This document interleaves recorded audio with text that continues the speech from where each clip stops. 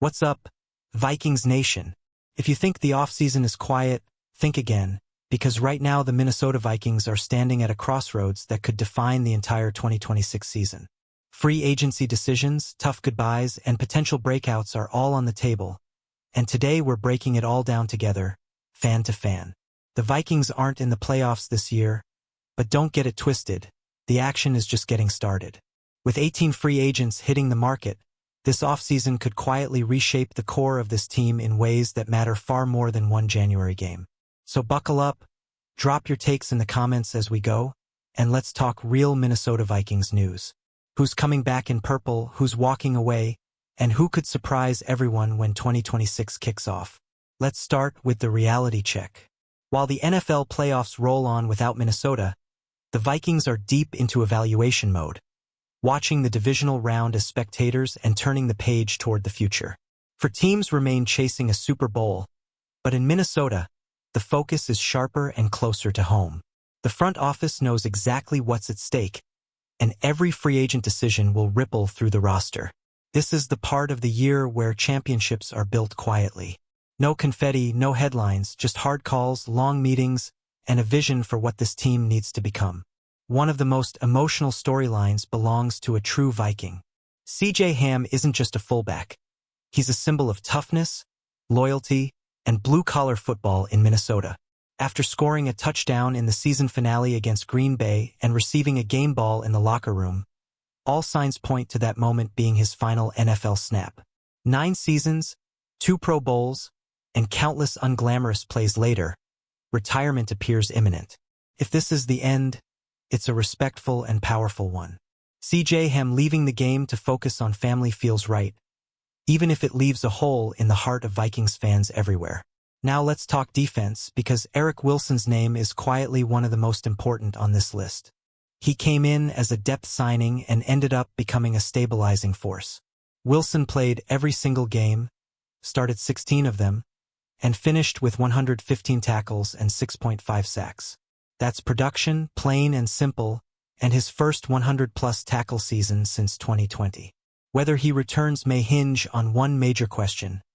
Does Brian Flores stay?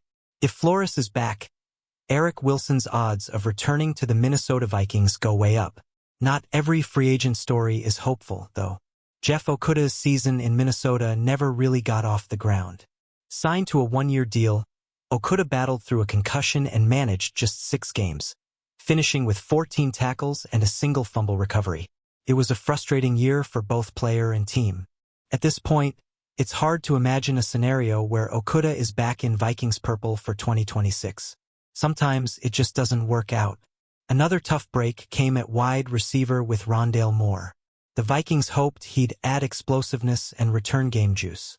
Instead, his season ended almost immediately. 1 preseason punt return, 1 torn ACL, and that was it, after already coming off an ACL injury in the opposite knee. It's heartbreaking, but realistically, the Vikings are expected to move on here as well. Football can be brutally unforgiving. Now here's a name that should absolutely be circled in bold. Ryan Wright. The punter quietly had the best season of his career, averaging 49 yards per punt, dropping nearly 40% of his kicks inside the 20, and blasting a career-long 77-yarder in London. Wright was a weapon. Bringing him back isn't flashy, but it's smart football. Field position matters, and Wright gave the Vikings a real edge. Speaking of specialists, Andrew DePaula continues to be one of the most reliable pieces on the roster. The long snapper role may be lonely, but DePaula owns it. 6 seasons in Minnesota, for straight All-Pro selections, team captain, locker room leader. That resume speaks for itself. Barring something shocking, DePaula should be back for 2026. Consistency like that is priceless. Quarterback depth was a roller coaster, and Carson Wentz was right in the middle of it. Forced into action due to J.J. McCarthy's ankle injury, Wentz made 5 starts.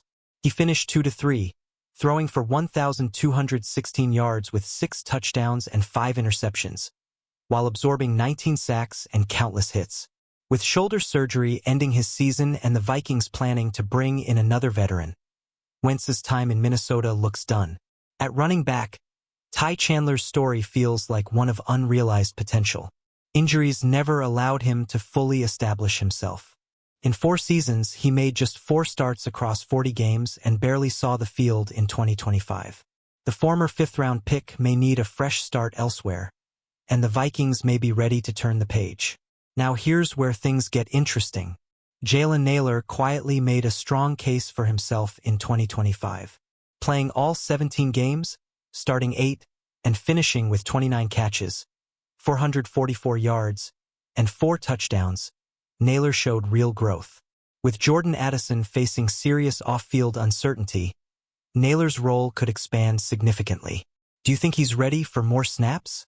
On defense, Ivan Pace Jr. remains a fascinating evaluation. An undrafted free agent who earned a role, Pace has already beaten the odds once. He started 6 games, played all 17, and posted 62 tackles with a sack and multiple tackles for loss. While his production dipped compared to earlier flashes, the Vikings have to decide if patience will pay off long-term. Then there's Jalen Redmond, a name fans should be loud about. His 2nd season was nothing short of impressive. Redmond racked up 62 tackles, 6 sacks, 12 tackles for loss, 8 quarterback hits, and multiple forced turnovers. Whether it's in Minnesota or elsewhere, he's getting paid. The Vikings should make keeping him a priority. All of these decisions tie back to a bigger picture. Minnesota finished 9-8, just outside the playoff picture, and now sits at pick number 18 in the draft. With 8 total draft selections, this roster will change, not just through free agency, but through young talent arriving soon. Every veteran decision creates space, flexibility, and opportunity for the next wave of Vikings. The next major checkpoint is the NFL Scouting Combine in Indianapolis. That's where plans start to crystallize. Kwesi Adofo-Mensah and Kevin O'Connell will be there, watching prospects and shaping the board that could define the future. Free agency and the draft are 2 sides of the same strategy, and the Vikings have to nail both. This offseason isn't about headlines. It's about fit, culture, and timing. Keeping the right players matters more than keeping familiar names. Some goodbyes hurt, some returns excite, and some moves won't make sense until weeks later. That's the business side of football, even when you love the logo on the helmet. So now I want to hear from you. Which of these free agents do you want back with the Minnesota Vikings? Is Eric Wilson a must-sign? Should Jalen Redmond be the top priority? And who are you ready to move on from? Drop your takes in the comments. Smash that like button if you love Minnesota Vikings news. Subscribe for non-stop Vikings coverage. And share this with every fan you know. Skol, and we'll ride this offseason together. Purple Heart, Yellow Heart.